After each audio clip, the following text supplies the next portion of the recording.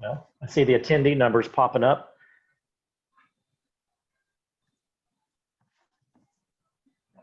There's Nina.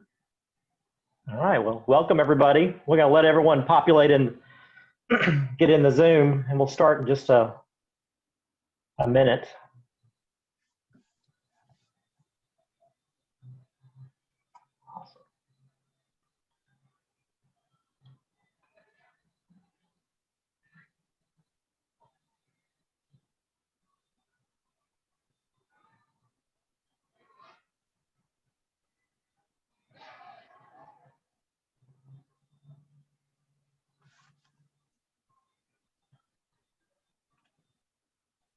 Okay, well, the number quit going up, so maybe we should get started. I'm Blake Wintry. I'm the Director of Preservation at the Heritage Foundation of Williamson County, and that's in Tennessee if you're viewing somewhere else. This is our third Warwick lecture of the year, and the Warwick Lecture Series is named for our county historian, Rick Warwick, and we focus on Williamson County's history, local and regional. So tonight is a bit more regional. As well as local. But Chris Kinder tonight is going to talk about Tennessee modernist architecture.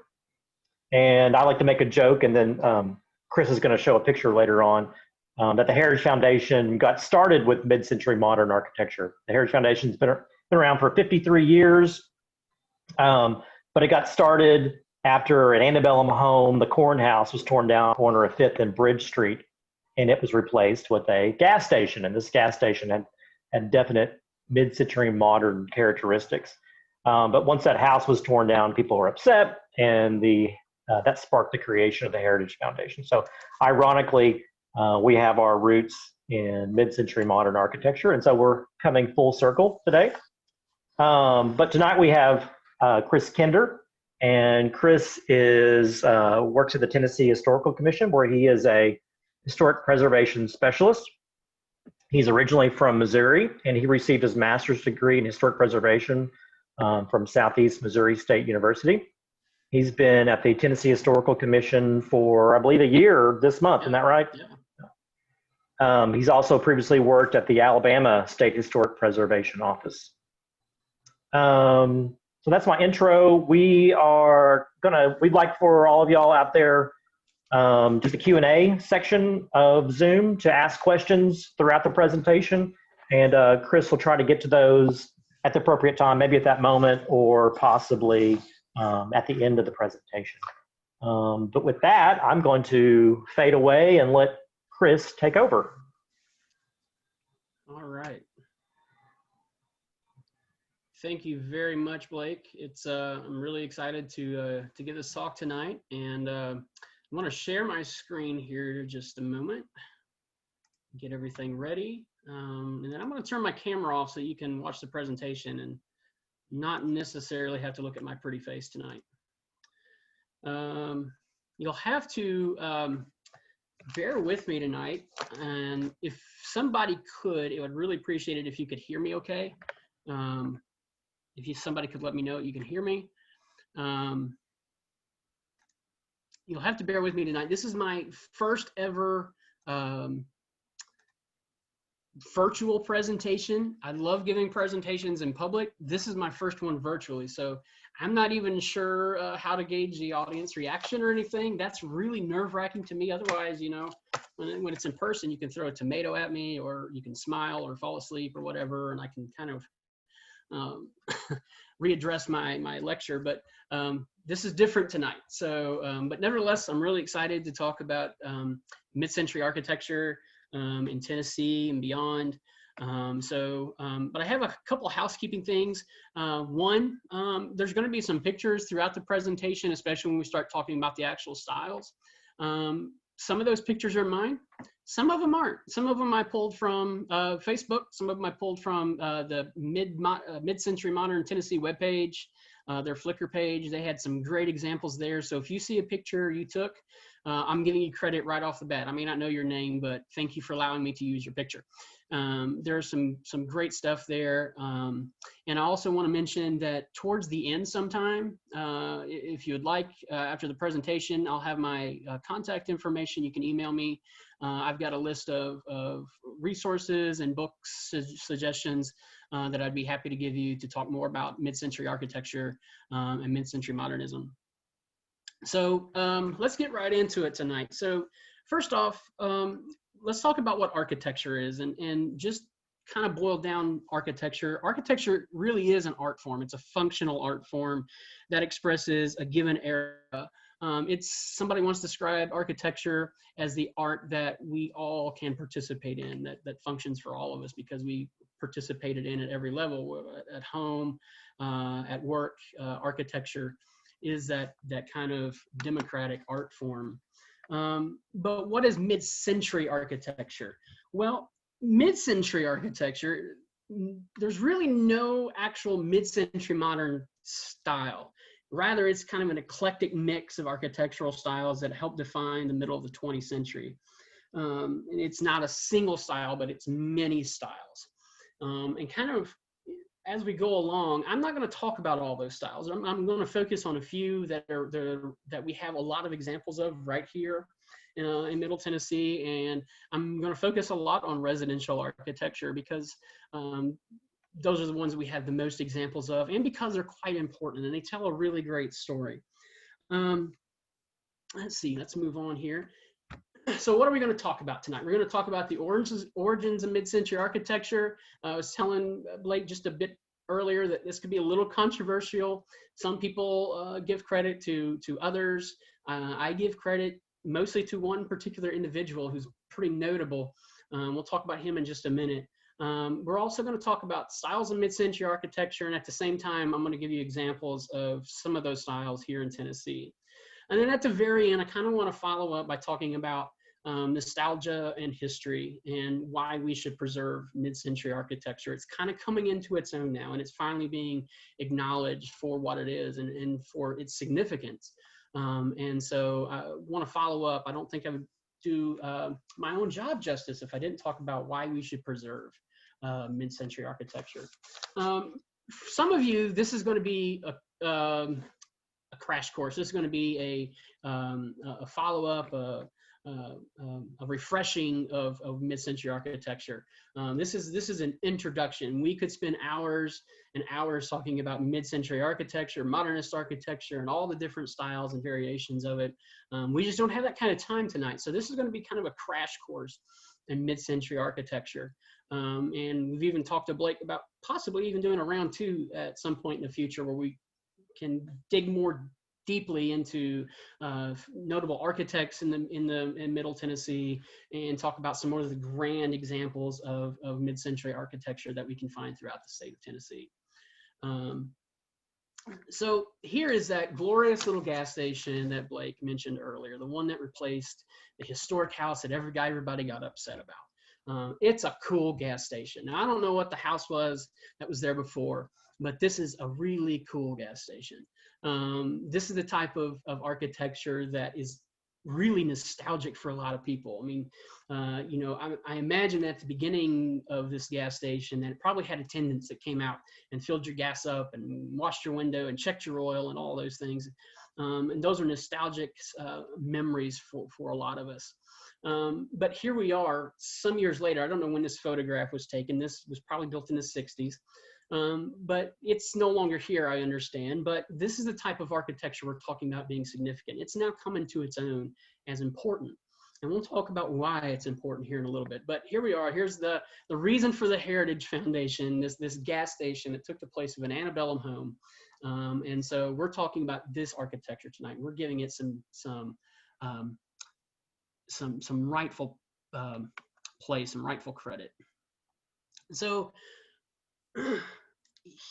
most everybody will recognize these buildings. If you're from Middle Tennessee, you know these buildings. If you've been here like I have only a short time, you still know what they are.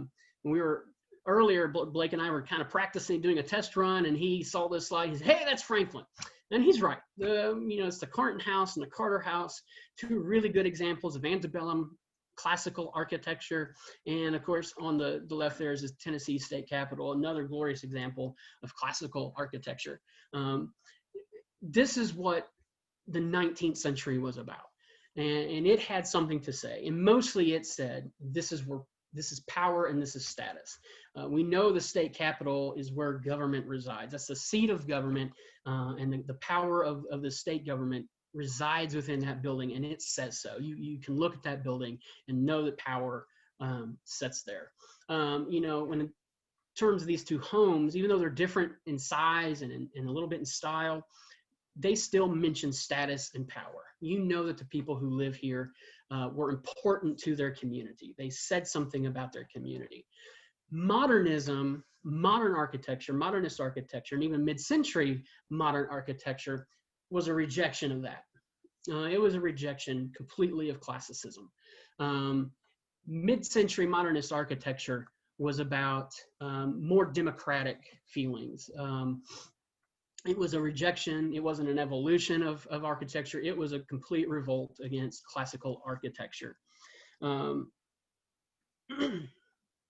so who do we give credit for modern architecture? Well, I argue almost exclusively that origin and that credit goes to Frank Lloyd Wright. Frank Lloyd Wright is known as the greatest American architect. And truly, he's very distinguished, and his styles are very notable. And he is incredibly influential throughout the 20th century and even into the present. And no matter what the argument is about who the father or who the pioneer of modernist architecture is, the root of it is Frank Lloyd Wright. Some will mention Walter Gropius and the Bauhaus movement, or Ludwig Mies van der Rohe. They're great architects. They're very influential, and they certainly had something to say about modernist and mid-century architecture. But even they were influenced by Frank Lloyd Wright. And so that is my argument, that Frank Lloyd Wright is the kind of the origin, the pioneer of the modernist architectural movement. He had a career that spanned 70 years. He designed over 1,000 buildings, and over 500 of those were actually completed. His designs kind of morphed into a genre that featured clean lines, open spaces, which favored natural materials like wood and stone. He used the term organic architecture to describe his design philosophy, which was based on the harmony of human habitats and the natural world. He is a student of the renowned architect Louis Sullivan, who is known as kind of a pioneer of modernism. His Wainwright building in St. Louis is thought to be the first modernist building. And he's known as the father of skyscrapers, and was heavily influential on Wright's own philosophies. In fact, Sullivan's form follows function philosophy and Wright's organic architecture philosophy kind of created a simplified yet glamorous design that influenced modernist architecture throughout the 20th century, even into the present. So can we say that Wright is the father of mid-century modern? Well, perhaps. There certainly is no question that his influence is prevalent in the mid-century designs that we see. And as we look here in a second at a couple of his designs, we'll see elements that will be familiar when we look at mid-century structures a little bit later. So he is most known for the Prairie Style, and this is really a style designed to reflect the surrounding environment. It's that organic architecture philosophy that it's kind of built from inside to the outside. There really is no barrier between the outside environment and the inside. A few weeks ago, I was watching a documentary about mid-century and modernist architecture. And this woman owned a 50s era home. It wasn't a Wright building, but it was a mid-century building. It had a lot of the same elements and a lot of the same philosophy. And she talked about how her home was one that felt like she was living outside. but with a roof overhead and big windows. It's the closest she could get to living outside. And truly, that's kind of what Wright emphasized. The Prairie Style is a more elaborate style than some of his others. It features the horizontal lines, handmade craftsmanship, which is kind of reflective of some of the arts and crafts movement that's going on at the time, simple and natural woodwork, a flow from the inside to the outside, natural materials and motifs, lots of windows, big broad sections of windows to let natural light in. And it's the first distinctively American architectural style and the beginning of modern architecture. And it's really, if you didn't know anything about Frank Lloyd Wright, and you didn't know anything about Prairie Style or the Roby House, one of his more notable creations, which was built in 1909, if I showed you this picture and you didn't know anything about those things, you might guess that this comes from the mid-century. One might even be able to argue that it's the first mid-century modern building, because mid-century modern buildings often reflect these very same characteristics of the horizontal influence, the lots of windows and bright lights and natural light, and it's being integrated into its environment. So similar to the Prairie Style is the Usonian style. It has many of the same characteristics, and some might even argue that it's virtually the same. But its design kind of comes as a result of the Great Depression. At this point in time, Wright is beginning to focus on the middle class. He's beginning to focus on smaller budgets and the need for homes that are more affordable. So the Usonian is really a toned down version of the Prairie Style.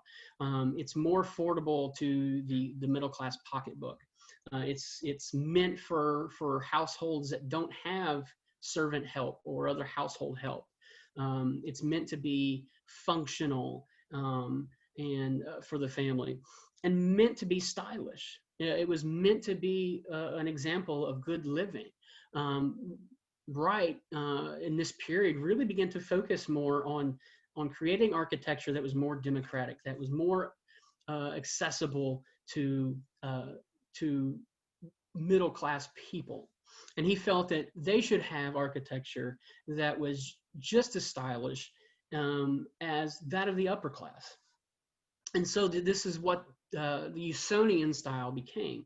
All the same elements of the Prairie Style, all the same features and characteristics, but based on a more modest budget. And of course, at this time, the Great Depression is going on. So there wasn't as many people who could afford large-scale homes. There wasn't as an elite group of clientele that he could just focus on. And really and truly, he didn't want to. He wanted to focus on the middle class. And so there's a couple great examples that are fairly regional, within driving distance, though they're not necessarily in Middle Tennessee. But still, if you get a chance, go look at them. In Florence, Alabama, we have the Rosenbaum House. It was circa 1940. It's a beautiful example of the Usonian style. You can notice a lot of the same characteristics that were you could see in the Prairie Style, the emphasis on the horizontal, large banks of windows, natural use of materials, the integration into the landscape. It's a functional home. It has absolutely no mention of classicism anywhere. There are no classical elements within this architecture. It's simply a modern, stylistic, functional home that is truly American, and that is what Wright wanted it to be. And then a little closer to home, I guess depending on where you live, is the Seymour and Gerda Shaven House in Chattanooga. It is Tennessee's only example of Frank Lloyd Wright architecture. It's the only one that he designed, and that was completed here in Tennessee. And this is circa 1952. This one has a little bit of a difference than the Rosenbaum House. Still the use of wood and stone, large banks of windows, and horizontal lines. But I want you to look at the bottom picture especially. Was how it was finished in 1952, and that inclined roofline is really reflective of the period in which it was built. This is much more representative of the mid-century modern era. That upswept roof is just really, really exemplifies this mid-century modern boom. And as you'll see in some other architectural styles and other examples, this style is easily identifiable in other homes designed by others as well. And it's indicative of that era. And this is really why I say that Frank Lloyd Wright should get a lot of the credit for modernist architecture, and especially when it comes to residential architecture.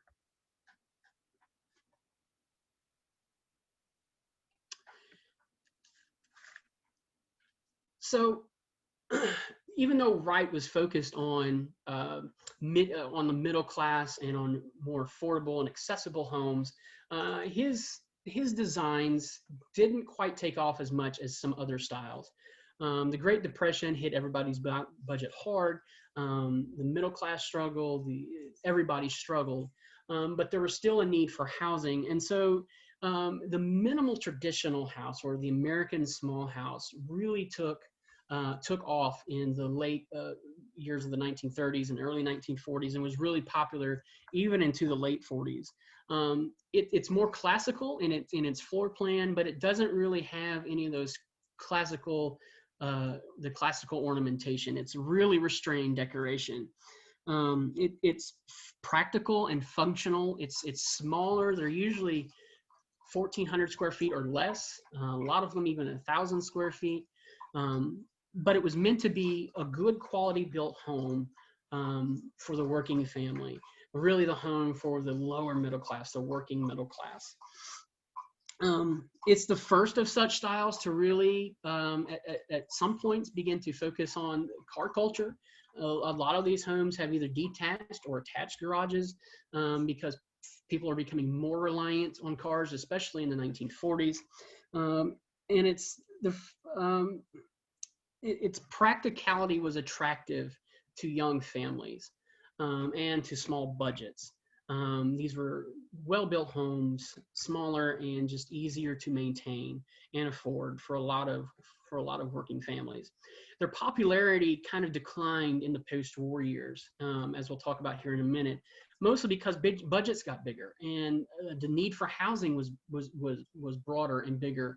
But nevertheless, these homes can be found in almost every community. There's groupings of these minimal traditional or American small house homes in almost every city and every state in the country. And they, like Wright's design, even though they don't reflect Wright's design, they kind of reflect his belief that middle class people should have good quality homes to live in at affordable prices. It's that democratic value that everybody deserves a good home to live in. But as budgets grew and as demand grew, those homes began to fall out of favor instead of those ranch style homes, contemporary homes, large groupings of homes, new suburban development took their place. Modernist architecture kind of took off at that point. It received a boost in the years after World War II, and it was kind of a rejection of some of the previous forms of architecture. It was really the embrace and rejection of classical architecture in the years after World War II. One, because people were looking to the future. They had just experienced World War II. They had experienced the Great Depression, and before that there was another World War. And so the first 50 years of the 20th century were really kind of catastrophic and depressing. And people wanted to look to the future instead. They weren't looking to the past. And so there were developers, architects, and designers who took advantage of that and began to develop large-scale suburban developments that attracted young GIs returning from the war and other young families that were looking for a place to live, an affordable place to live, a place where they could raise their family in safety, a place where they could have a community. And so these neighborhoods really took off and really brought about the boom of mid-century modernism, and those eclectic years of the 1950s and 60s. And that's what this type of architecture reflects. It reflects a boom period. It reflects a look towards the future, a look to go beyond where we had been. So it's really designers and developers like Joseph Eichler and William Levitt of Levittown fame, who developed these large-scale suburban neighborhoods because cities across the nation were needing housing. And there was also this desire to escape the city, the downtown. People wanted a place of their own. They wanted a yard. They wanted some sort of outdoors to call their own. And so these types of homes, these types of developments were very attractive to young families. They allowed them to have a space of their own, a piece of property of their own. These were buildings that were designed to be socially interactive as opposed to being a social status symbol. These were places where, the backyard barbecues began to take place, and socializing and hosting parties and things of that nature. The floor plans of these homes in these neighborhoods were open to create more of a social experience as opposed to kind of being closed off from everybody else. This was truly democratic. It was really a place to give certain people, a chance to thrive. And it was the beginning of the American dream. And that's how kind of these developers sold these homes. That's how they sold these plots, was come and buy these homes, these affordable, well-built homes. This is your chance to own property, to raise your family in happiness and harmony and achieve the American dream. And in that post-war boom period, it was achievable for a lot of people. And that's what makes these homes really significant, because it speaks so highly of that era. And even more so, these GIs coming home, their young families, they would buy these homes, and these would be the homes they would live in, and a lot of times for the rest of their lives. These are the homes they would raise their children in. These would be the homes where they discovered TV, where they watched the Andy Griffith Show. It was the home where they watched John Glenn rocket into space. It was where they watched the space race. It was where they watched the Kennedy and Nixon debates, and where they saw JFK elected as president, and in a lot of cases where they heard of his assassination. And so these homes created a lot of nostalgia. This is the places where, of my parents' age, this is where they grew up. This is the places that they experienced and made memories and experienced the various things of what was happening at the time. And so that's why they created these nostalgic feelings that we'll talk about here in a little bit. So what kind of styles are we talking about? Well, we're not going to talk about all of the mid-century styles. Modernism is really eclectic, and it encompasses a wide variety of architectural styles, of architectural elements and characteristics. So what I did, and to kind of allow for a condensed presentation, was to focus on a couple different forms and styles. And I'm going to focus on two especially, because they are the most prevalent, and I think because they are the ones that could be most in danger, because they're not always seen as truly historic. So one of the things I'm going to focus on is the ranch house, the ever-present ranch house, which is still to this day a popular style to be constructed. And then we're going to talk about the contemporary style. We're going to talk a little bit about some other styles as well after we're done with those. But first, let's talk about the ranch. And the ranch style has its beginnings in the 1930s in California, but it did not become really all that popular until the post-war boom, as these developers began to build large-scale suburban developments that they would build these ranch homes. They chose the ranch home as the style to sell. And the ranch home is really not even so much a style as it is a canvas. It's a form that could be made to suit anybody's desires. It still reflects a lot of the modernist elements. It has emphasis on horizontal lines. It's not often adorned very heavily or at all. They're usually single story. They have a low pitched roof. They're asymmetrical with a rambling facade. They have restrained decorative ornamentation, and really still integrate that organic architecture philosophy that Wright espoused. While they may not have all the Wrightian elements in each of these buildings, they are still part of the environment. They are not built to be a statue on the environment. They're built to be a part of it. And they often include large banks of windows so that natural light can come in. They include open floor plans for social gatherings. They're very functional and practical, and meant to be easily maintained and meant to be well built and affordable.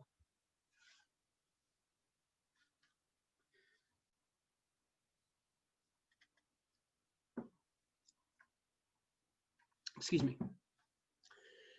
So what are some of the styles that we have here in mid-Tennessee? And there are many, many variations of the ranch style here in Middle Tennessee. So first one here, this is a rather plain ranch style. This is in Mount Pleasant. Beautiful example of the mid-century ranch, rather plain in its adornment. It has some kind of colonial elements with those shutters. It has a little bit of ornamentation, as you can see with the column, the iron columns on the porch. It's very simple. It's very simplistic. It's not really speaking of status so much as just something that is accessible and practical. These are the types of homes that we find everywhere. There's really not a lot that stands out about them. It's plain, but it has all those elements that Wright really wanted, that even other modernists looked for in architecture. Big banks of windows, and there's surely on the backside a large patio with a sliding door that allowed light in. These were practical homes meant for all types of people. Here's another example. I really like this one because it really has that Wrightian influence. It has that low-pitched, hipped roof. Look at that large bank of windows in the front. That is truly kind of a Wrightian element. And also look at how it's integrated into its environment. There's not a lot of ornament here. There's not a lot of classical features. It's really a simple house, but it says a great deal. It makes a statement about the American dream, really. This is what these houses are meant to espouse. Another example from Franklin. This one, you can kind of see the different variations of ranches. Their ranches really are moldable. They could become anything you want them to be. Often they're box shaped, but they can also be an L shaped or a U shaped. They can have hipped roofs or gabled roofs or flat roofs. There's just so many variations of the ranch that can be made, and in that way they are very democratic. Another example in Lebanon, this one has a little bit more of a Wrightian influence. Look at the use of the stonework and the wood. Look at the large banks of windows. Look at the kind of the low pitched roof. And again, it's kind of integration into the environment that surrounds it. These are all the elements of modernism. This acceptance of a new way of thinking of environment and practicality and simple and simplistic design and feeling. Another variation here in Nashville, again, very plain and simple. This is certainly a later ranch, but again, you can kind of see the variations of the ranch style that you can find in almost any city here in Middle Tennessee. And just one more of the ranch style, because a lot of the ones I featured are box styles, but here's a good example of an L-shaped ranch. Again, look at those modern features. There are some contemporary elements that we'll talk about here in a minute. We'll talk about contemporary architecture with the exposed beams you can see in the garage, but also look at the windows in the front. If you can look behind those trees, there's this great huge bank of big windows. Again, letting in natural light and an integration into the environment, a feeling of going from the inside to the outside without much of a barrier. And one more from Clarksville. Still very simple, very unadorned, but still a really good example of a mid-century modern ranch. One more from Franklin. So ranches are really popular from the 1950s to the 1970s. They're still popular today. People still live in them. People still buy them, and they're a beautiful home.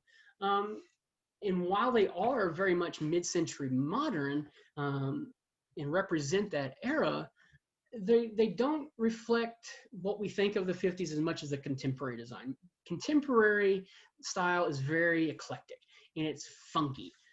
Funky is a good way to explain the contemporary style. It's a happy style. To channel Bob Ross here, it's a happy style. But it's popular from the 1940s to the 1980s. It's kind of influenced by the earlier international style, which we didn't talk about, and the craftsman style. Its emphasis is on geometric shapes with contrasting solids and voids. It often features overhanging eaves and exposed beams, which is kind of reflective of the craftsman style from the teens and the 20s. It has various combinations of wood, brick, stone, and wall cladding. Mix of single, two-story, and split-level versions. And its roof lines often have unusual forms. And we'll see that as we look at the contemporary styles here, examples here in just a minute. This is really an eclectic style. And it's really does represent what we think of in terms of residential architecture of the 1950s, of the mid-century modern. This is often what we think of, even though it's just one part of the mid-century modern umbrella. So here's a great example from Bell Buckle. Really look at the roof lines. This could also be considered a ranch, maybe a contemporary ranch, but it certainly fits into that contemporary category. Look at the monosloped roof that kind of contrasts with what either can't tell from the picture, but it's either a flat roof or a very low pitched roof. Those contrasting roof lines, but still the emphasis is on straight lines and horizontal. The geometricness of the windows, those rectangular windows. This is kind of a toned down contemporary, but a really good version, a local version of the contemporary style.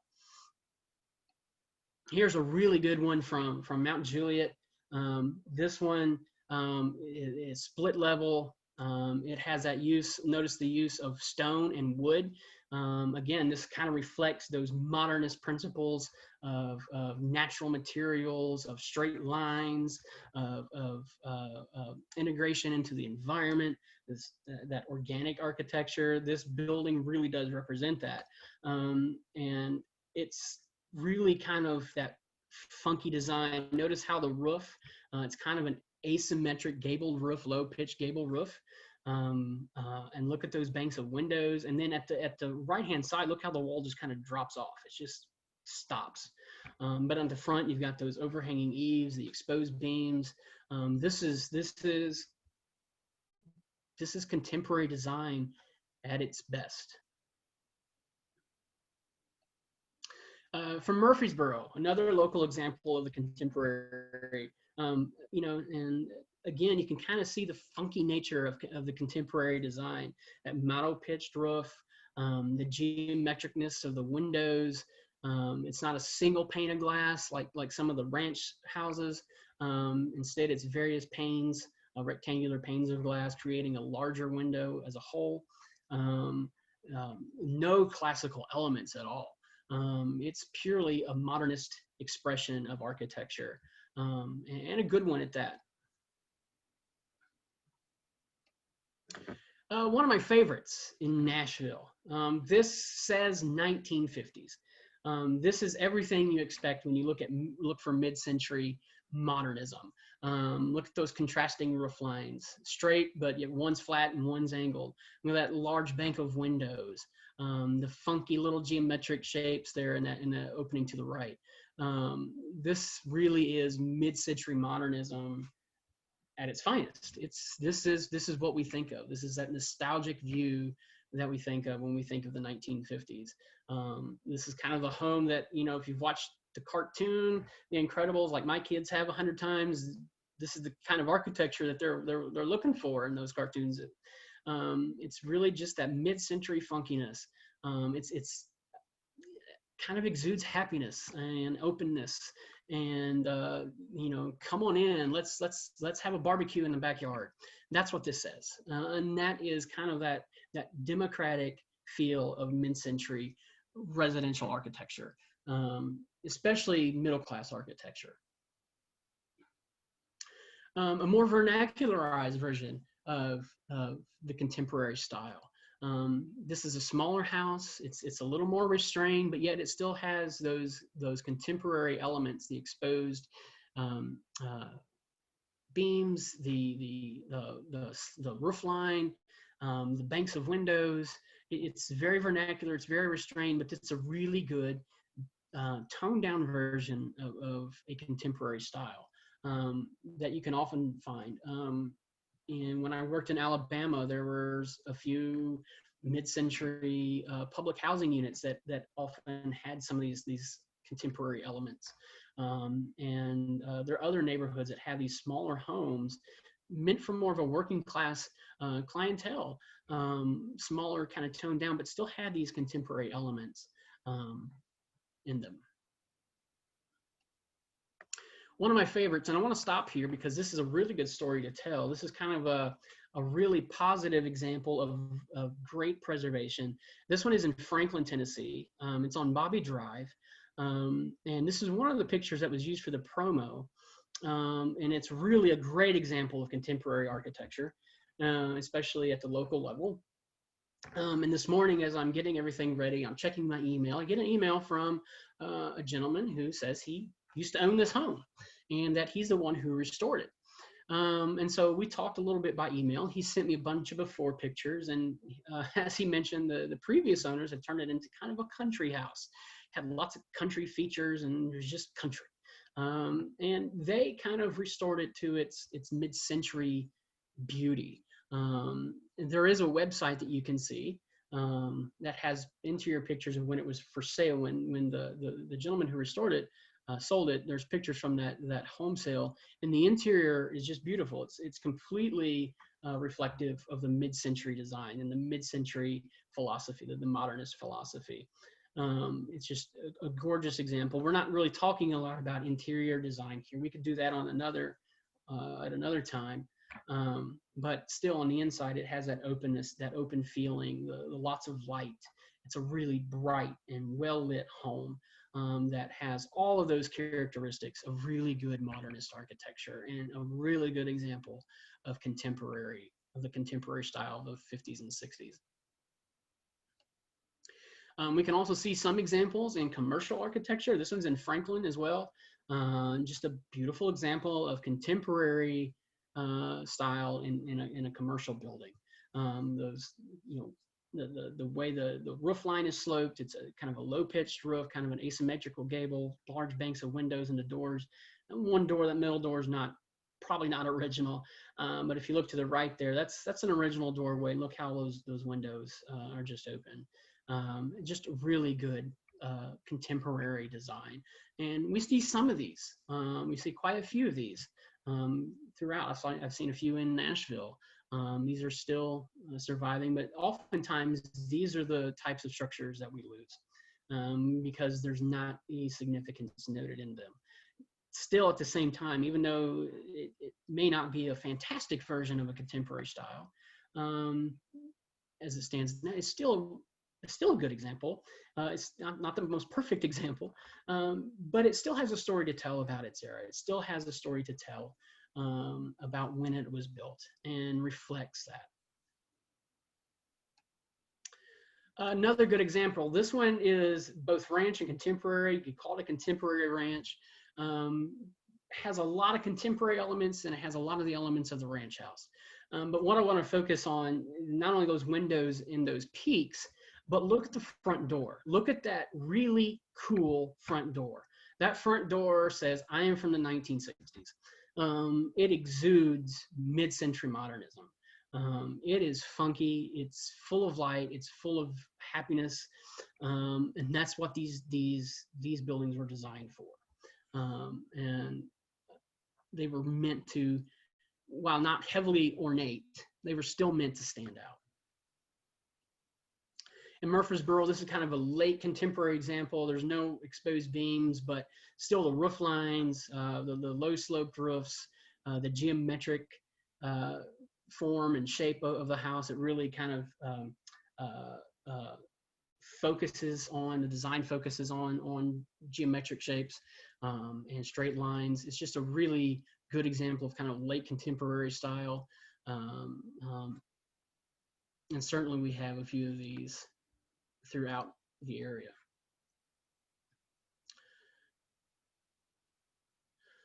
Last one, I want to show you the contemporary style, and really for no other reason that this roof is just absolutely amazing. This roof is really funky. It's kind of has both a low sloping gable roof and an inverted gable, and then it has a contrasting kind of monosloped roof.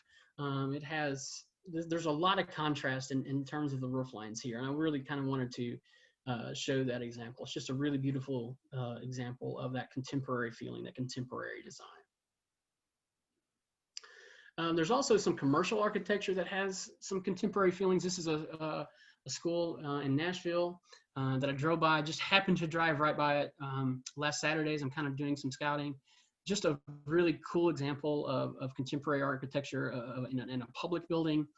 Has all the elements we've talked about before, but one of the things I really wanted to focus on was those colored squares in the entryway. Just a really cool example. And it looks like we might have a question here. My good friend Graham, who's watching, says that's his old high school. Well, awesome. It's a really cool mid-century design, really cool high school. And really, it really is reflective of that contemporary style. And a more toned down version looks like a former school building in Franklin. It doesn't have as much of the ornate style and the motifs as the previous school we looked at, but still, its modernism is in its straight lines. You can kind of see in the picture on the right, it looks like there's some classrooms there. My guess is at one time those windows weren't covered, that they were probably open, letting in lots of light and ventilation. When this school was built, probably didn't have air conditioning, so you'd let the windows open and let a good breeze come through, so that it's meant to have light and good ventilation throughout it. And while it's not as ornate as the last one, it's still a really good example of kind of contemporary design in a public building. So there are some other styles that we should look at that there are some examples of here in Middle Tennessee or in the region that are kind of part of that mid-century modern era.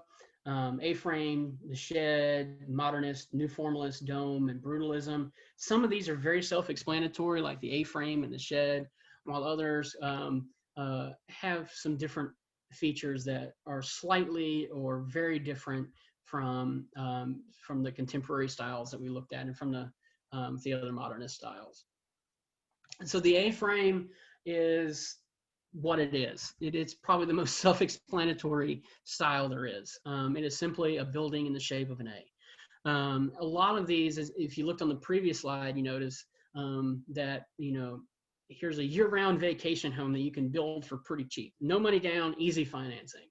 It's that that ease of purchase that was kind of exemplified in those suburban developments in the post-war years.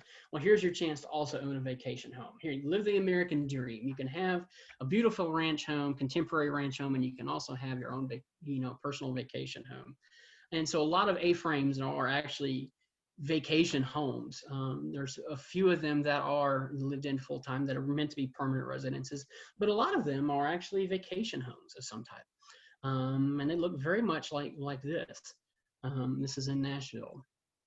But there are some other examples of the A-frame that's used in public or other types of buildings, such as the Howard Congregational United Church of Christ in Nashville. This is a gorgeous A-frame building. If you get a chance, Google some of the interior pictures. It's an African-American church that kind of exudes both mid-century modernism on the inside as well as African-American heritage. It's really beautiful and a really great example of a mid-century A-frame building. Like the contemporary, you can a lot of times mid-century modern buildings mix different types of elements and styles. So here's a ranch house with an A-frame entrance. It's a really cool example. It has that really standout A in the front, and the rest of it is a ranch house. And it has those natural materials. Notice the emphasis on the stone in the entryway, the wood siding, the vertical wood siding, very much integrated into its environment. Here's another similar example. Really, it's a contemporary ranch with this beautiful standout A in the entryway. Not a full A like the previous, but still a very steeply gabled roof that is really kind of an A-frame. And it's just a beautiful example of how many of these styles were kind of mixed and mingled to create different types of homes and an unlimited array of possibilities. Shed style, similar to the A style, it's very self-explanatory. A lot of these are, built in the late 70s and the early 80s. They're kind of my age, and I was born in 1980, and so I remember seeing a lot of these buildings growing up, a lot of shed style buildings, a lot of shed style homes. And so this is a good example of a shed. I almost didn't include the shed style, but I found this really cool church as we were driving by the other day. And this is just a fantastic example of the shed style. And it looks like maybe we have one other question. Not so much. I'm not really going to talk about the landscaping so much. I'm not sure if you're talking about this particular building or not, but landscaping was not going to be necessarily part of my talk unless we talk about just the integration of the building into the environment, if that makes sense to you.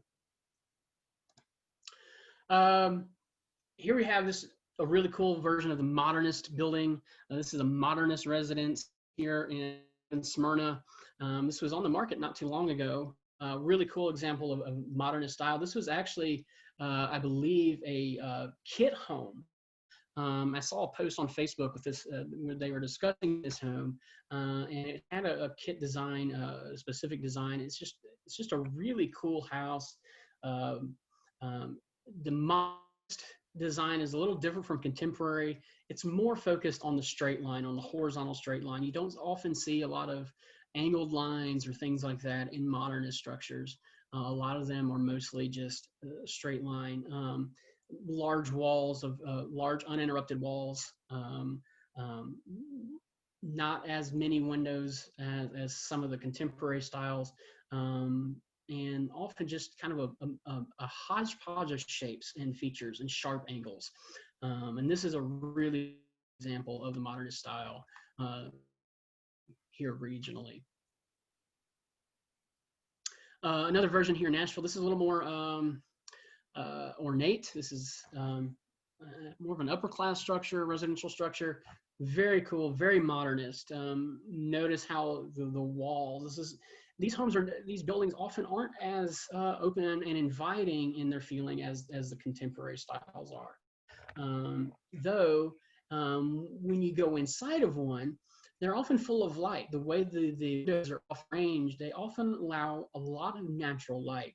And so there's still a bright feel on the inside of them. And again, they often are integrated into their landscapes. Let's see, I think we had maybe one more question. Nope, no questions at the moment. Okay. New formalism is actually my favorite architectural styles. It's not as other mid-century styles.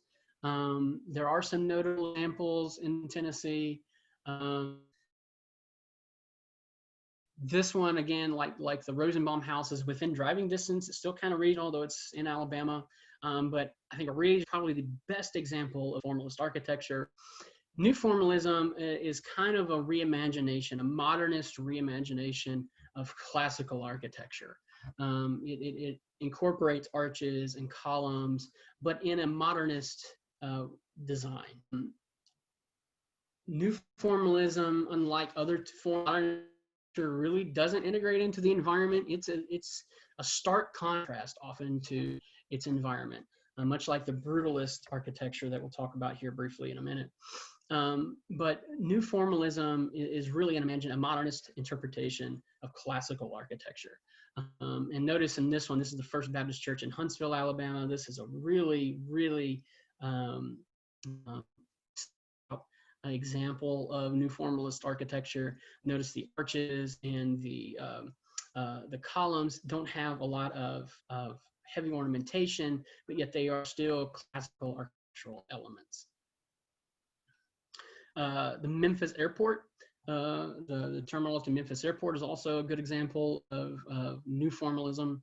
Again, you can see the arch domes, you can see the columns there. They don't have really the classical heavy detailing. They have instead really no heavy ornamentation, but they are still classical elements in a modernist context. And here's one that's more local. This one's in Nashville. Again, one of those I just happened to drive by and catch. This is a really good example of a new formalist building. My guess is that this building was probably a bank at one time. Oftentimes, new bank branches in the 60s and 70s would build their branches in this style. And you can often find buildings like this in smaller towns and other towns across the state, across the country. And again, it kind of harkens back to that classical idea of exuding power and influence. Here's I am a bank, and this is what I do, and I should exude confidence and power in my community. And that's kind of what these new formalist banks would do. These banks with this new formalist architecture, it look like a bank. It is a bank. Now it's a florist, but still, it's a good example, and it's often why banks of in this style. So here's probably the most controversial architectural type that we'll talk about. You either love brutalist or you hate brutalist. Brutalism, some people don't even consider brutalism as part of mid-century modern. I think it fits in because its origins kind of begin in the 1950s. Somewhat popular to build with brutalism a little bit through the early 80s. Here's a really good example built in I believe the mid 70s. This is a brutalist style courthouse, the Wayne County Courthouse in Waynesboro. This was actually just listed this year on the National Register of Historic Places, and its significance was that it is a good local example of the brutalist style. Brutalism is a heavy, dominant type of architecture. The emphasis is on material, the raw materials of the building. It's very heavy, very dominant. A lot of buildings are very top heavy. Brutalist buildings are very top heavy, and really kind of just sharp, stark types of buildings. If you get a chance and you haven't seen it before, look up the Boston City Hall, which is probably the best example of brutalist architecture in the country, and it's really a controversial building. I've heard some people kind of describe this as Soviet architecture. It kind of exudes that really that brutal, harsh. It's not very welcoming. It's very institutional. Um, um, but still, it is an important piece of architectural history in the United States. And this thing here is a really good example of that style. Here's one that you can class as either kind of modernist or even brutalist, and it's in Cleveland, Tennessee. It's an office building.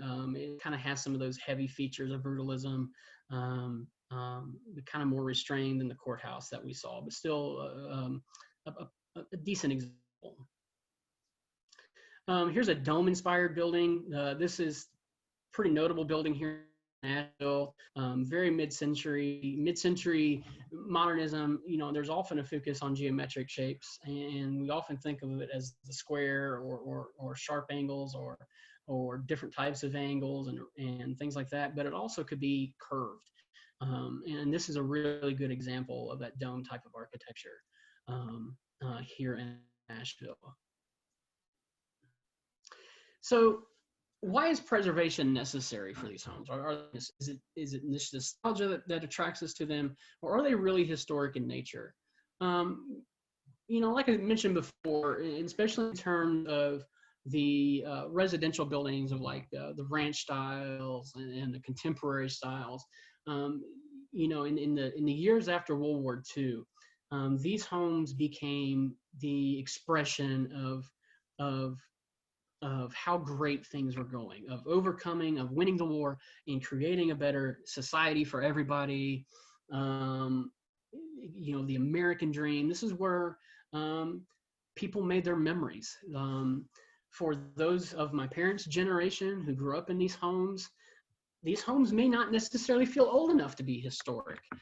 Why do we consider these homes historic? Why are we talking about them in history? They're just sentimental. Well, that's good, but these homes are expressions of a very important time in American history. These homes, you know, some examples of the mid-century modernist architecture really reflect kind of the atomic era of the technological advancements that we were making. Others are just kind of really good examples. Even those plain ranch styles are really good examples and really speak to how booming the economy was in the mid-century and where we were as a people and as a culture, or at least our desire of where we wanted to be as a people and a culture to where we wanted to be. They were the expression of the American dream, as I mentioned before. And so these places, these districts, these subdivisions or suburbs are important for that very reason, because they are expressions of their time. They're not just places where we made memories. These are expressions of our experiences in that era.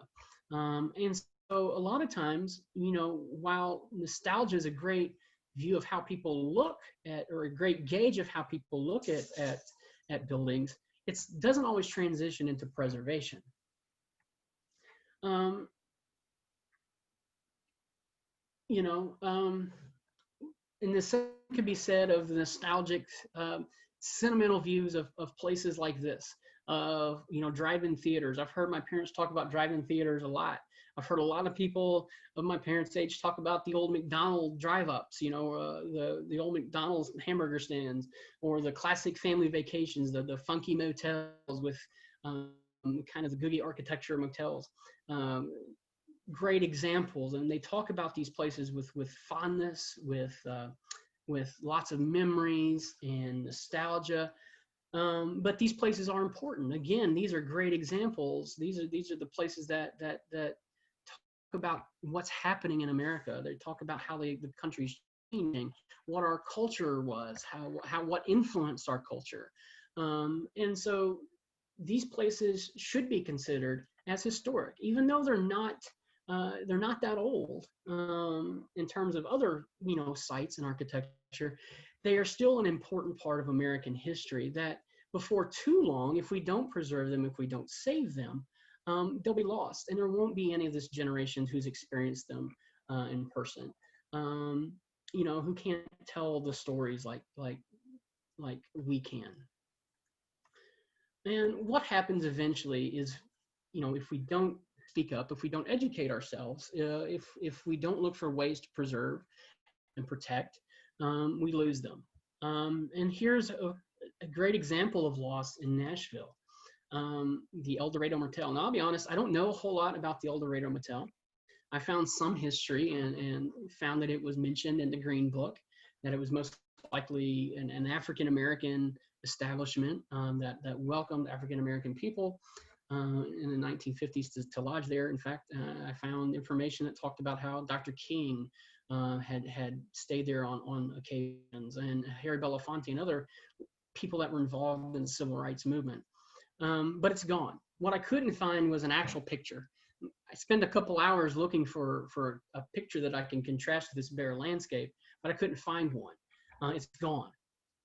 And that's kind of a really good expression of what happens when things are gone. They can't be replaced. We can rebuild them. There are a lot of people, a lot of designers, a lot of developers and architects who are building structures that are reminiscent of these classic examples of these mid-century modern buildings, but they're not them. They're gone forever, sadly. And so we've got to find a way to educate ourselves. And how do we preserve that? Well, we'll talk about that in a minute. I'm getting ahead of myself here. What leads to loss of these buildings? Development, materials that are weak. Even a well-built building may have a weak spot. The train is only as strong as its weakest link. And so when those certain materials fail, when things like roofs start to give in, allow water in, it leads to destruction and loss. Abandonment, demolition by neglect, and lack of education on the significance of these sites.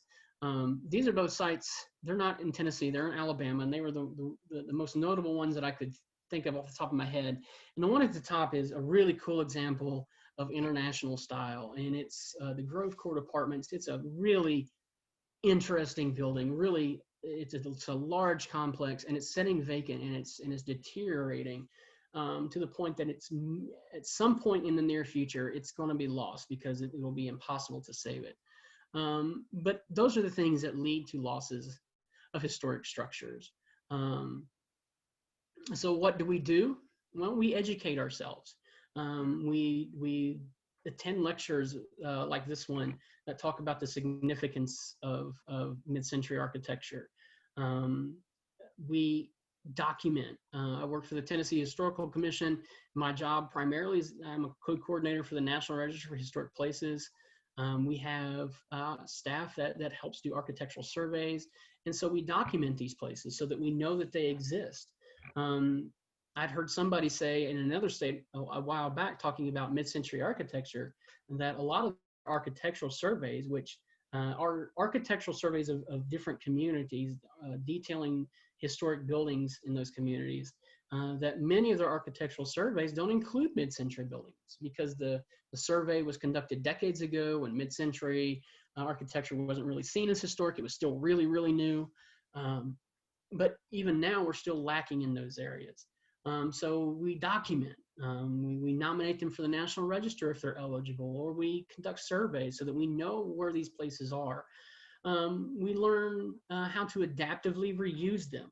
And that's a great preservationist term.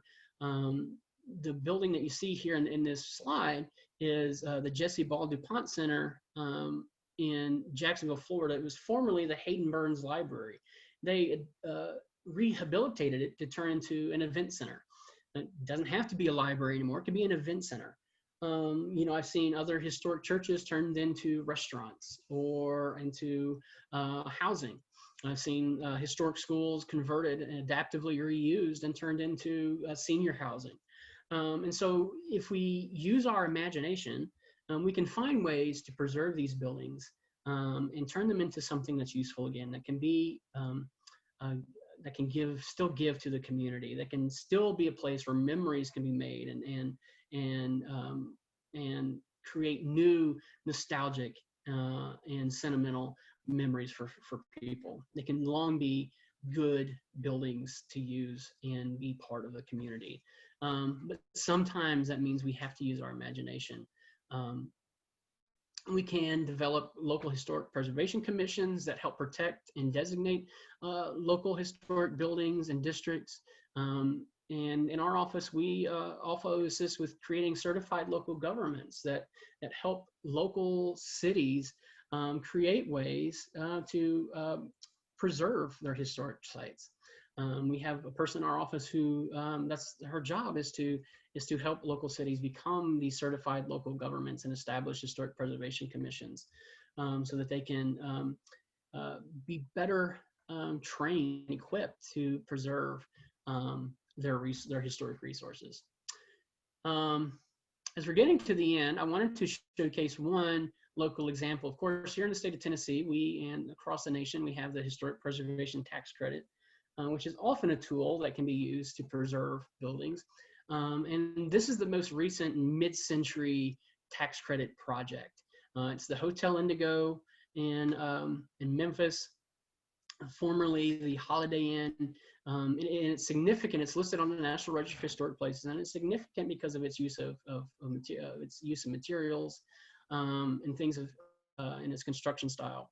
And it was a very successful tax credit project that allowed this building, instead of become destroyed, become lost, to be reused and to be reanimated for the community. And so this is a great success story, and it's a success story like the residents in Franklin that I showed you earlier.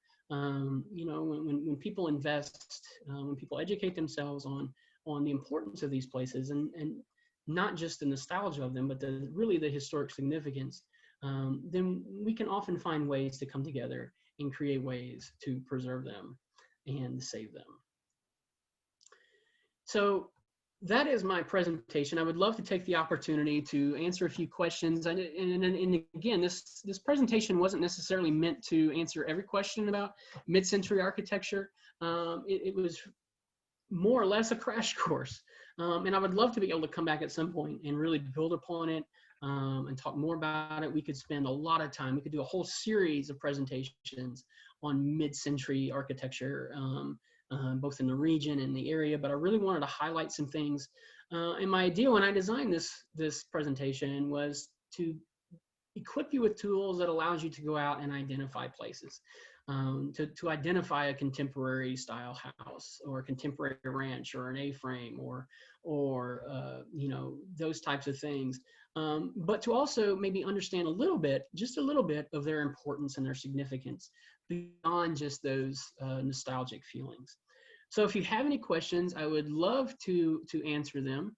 I don't see any coming up yet. Let's see, we have one. Oh, Graham again. I guess that's from an earlier slide. But I'd love to give a few minutes. If you have questions, you can type them in to the Q&A. Let's see, we're losing my screen here. I also wanted to let you know that you could contact me at any time if you had questions, if you have other examples that you want to share. I also have created kind of a resource list.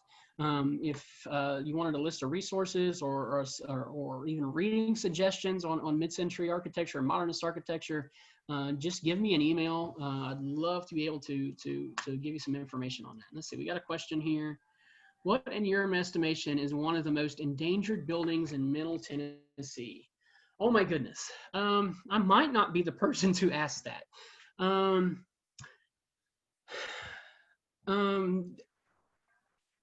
going to have a couple of folks I know here, and I'm going to open that up. Maybe Holly, if you could answer that, or Graham, do you know? I'm fairly new to Tennessee, so right off the top of my head, I can't think of mid-century buildings, but I can think of the Tennessee State Prison that was recently damaged in a tornado. That one's in really rough shape.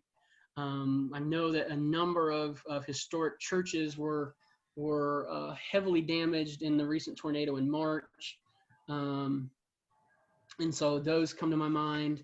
Kind of put me on the spot with that one. I wasn't thinking about the most endangered buildings locally.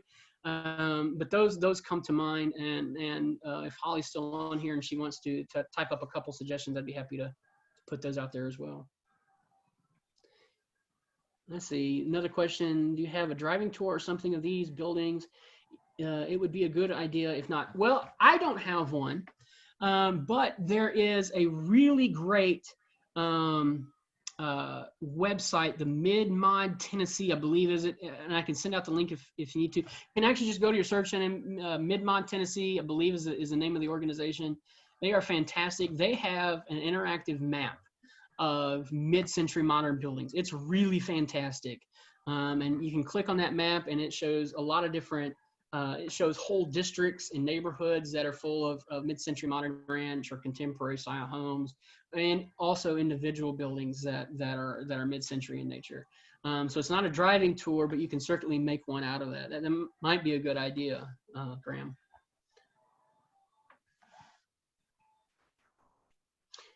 Graham says that North Nashville got hit hard with a tornado. Yeah, it did. And then there was, I know, a few buildings that really got hit hard there. Some really historic churches, especially.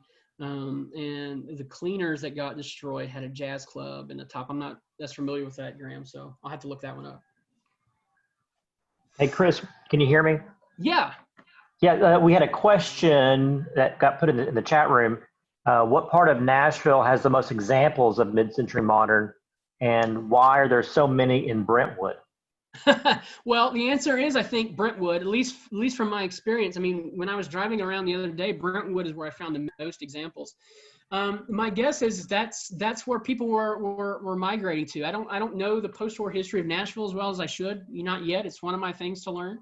But my suggestion is just based upon what I saw in that neighborhood, a lot of mid-century ranches, a lot of the contemporary styles. That's where people were migrating to from downtown.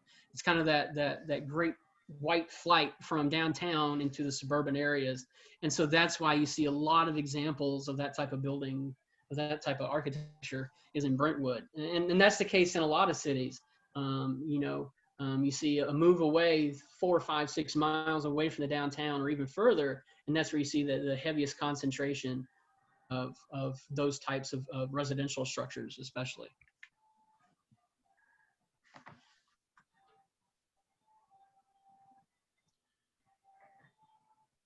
Any other questions? Another one in the chat room. Are there any local Tennessee architects who are good examples of the practitioners of mid-century modern? That's a good question. And I'm going to have to admit that I don't know as much about the individual architects here. There is one example, but the name escapes my mind. And I talked with Blake earlier. I'd love to be able to come back and do another presentation where we talk specifically about notable architects of the region. That would be another more in-depth talk of itself. There aren't as many notable architects, I think, with mid-century modern designs in this area as there is in some others, in Memphis especially. But there are certainly, we could certainly do another topic on that, another discussion on that at some time. Are there any good published resources on mid-century modern in Tennessee or the Mid-South? And I guess the secondary question, are any of the structures that you showed us today on the National Register, the local ones? Yeah, so the Shaven House in Chattanooga is listed on the National Register. That was listed in '93. The Brutalist Courthouse just listed this year. We have in Memphis the Enshai Beth El, I can't remember the whole name, Jewish synagogue in Memphis, which is a beautiful modernist building. I almost included it in this presentation, but I didn't because it wasn't in Middle Tennessee, but it's listed on the National Register. Those are the ones that I know of in my short tenure here. But certainly we're getting more and more. I can think of the Wooten Fallout Shelter that my colleague Rebecca Schmidt wrote the nomination for. It's a private nuclear fallout shelter that was built in the 50s or 60s, I believe. It was recently listed on the National Register. So those are a few of the modern examples. We're still getting a lot of requests for older buildings. There's still an emphasis on the more historic buildings, the 19th century stuff. And so slowly but surely, we're getting into some more modern architectural styles and examples. I would love to see more mid-century modern items listed on the National Register. There was a follow-up question of, were there any particular builders or developers in Middle Tennessee? And I was going to say that on that mid-mod Tennessee, they do have like an interactive map where they've identified neighborhoods with a lot of mid-century modern. So that's a good place to go look. Yeah, that's what I was talking about with somebody had asked earlier if there's a driving tour, and that's the one I was suggesting. That's a great interactive map that shows a lot of the neighborhoods. I didn't dig as deeply into each individual neighborhoods. Time just didn't allow. I would love to actually come back and do that and talk more about those individual neighborhoods, because I think we could find some really interesting things about those developers. Claudette Steger, our Deputy State Historic Preservation Officer here at the Tennessee Historical Commission, mentioned that the Memphis AIA has written on modern architecture. Memphis has done some good stuff on modern architecture. Certainly, and Memphis is really with it when it comes to some of the more modern architecture. Interesting. All right, let's see. We've gone over an hour. This is probably a good place to stop unless you've got another comment or two. Chris, did you have anything else that you wanted to add? No, just again, if somebody has questions, we have, there's myself. I am still, again, I'm new to Tennessee. I'm still learning. So this gave me a chance to really learn about mid-century architecture here. Give me a crash course on mid-century architecture here in Tennessee. I've done some research when I was at Alabama and really came to love the mid-century architecture. I mean, it's really, it's an accessible type of architecture. I just really can't describe how even the nostalgic feelings I have for it. And I think if we really hone in on those nostalgic sentiments and educate ourselves on the historic significance and bring those two together, we can really preserve these places before they're lost. A lot of these neighborhoods aren't being lost now, but we're losing a lot of commercial buildings and things like that across the country because people just don't see these as historically significant enough yet. They're not old enough. And some of that thought process has to change. But if anybody has any questions or suggestions, feel free to email me or call me. My information's there on the screen. I am happy to talk with anybody. If you have any questions about the National Register, I'm happy to answer those as well. Or any other questions about the Tennessee Historical Commission, I am more than happy to put you in touch. If I don't know the answer, I'm more than happy to put you in touch with somebody who does. So that's what we're there for. That's what I'm here for. And so again, thank you for the opportunity. I hope that it was useful to some folks. I hope that people are able to go out and kind of see the significance of these places now. So. Thank you so much, Chris. I just want to point out that we did record this presentation, so we will put it up on YouTube, and we'll put some links up to Mid-Mod Tennessee and other resources. And so if you can send me any resources that you have, Chris, we'll make some links to that. Yeah, absolutely. And we should really thank, Chris works for the Tennessee Historical Commission, so this is part of his job, but it's, he works for the public, he works for us, so it's great that his bosses allowed him to do this research and was able to put together this presentation for us. Really appreciate it. Great. Thank you so much. All right. Thanks, Chris.